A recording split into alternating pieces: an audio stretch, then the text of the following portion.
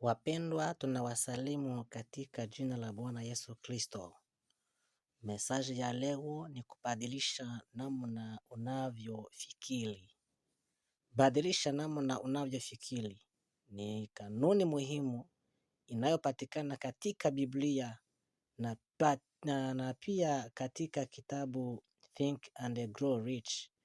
Inafundisha kwamba mabadiliko ya kweli huanza katika mawazo.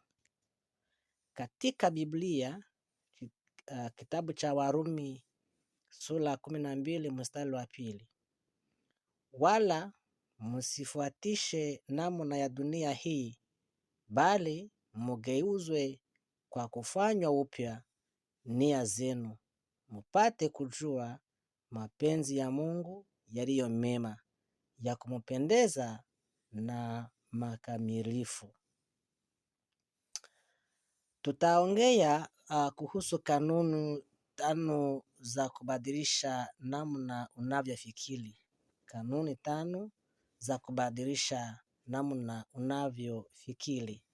Kanuni ya kwanza: fikiria kuhusu lengo lako badala ya matatizo yako. Hii ndio ya kwanza. Matatizo yapo ni kweli, lakini lengo ndilo linapaswa kuongoza mawazo yako. Kanuni la pili: zungumuza maneno mazuri kila siku. Maneno unayosema yanaathiri namna unavyofikiri. Kanuni ya tatu: chagua kile unacholisha akili yako. Ni kusema unaweza soma neno la Mungu, vitabu vinavyojenga maisha, na fuatilia mafundisho yanayokusaidia kukua. Ya 4: tembea kwa imani badala ya kuongozwa na hofu. Hofu hukuzuia kuchukua hatua, lakini imani hukupata ujasiri wa kusonga mbele. Ya 5: tenda kama mtu ambaye tayari amefikia lengo lake. Matendo yako yaonyeshe mtu unayetaka kuwa. Voila. Hizi ni kanuni 5 za kubadilisha namna unavyofikiri. Ya kwanza tulisema fikiria kuhusu lengo lako badala ya matatizo yako. Ya pili, zungumuza maneno mazuri kila siku. Ya 3, chagua kile unacholisha akili yako. 4, tembea kwa imani badala ya kuongozwa na hofu. Ya 5, tenda kama mtu ambaye tayari amefikia lengo lake. Maombi. Baba wa mbinguni, badilisha mawazo yangu, niondolee hofu, mashaka na kukata tamaa.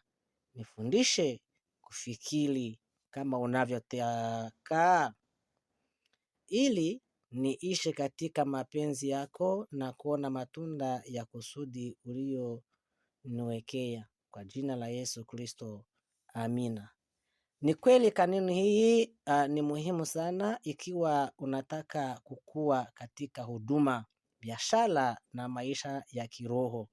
Mawazo yanapobadilika, maneno hubadilika.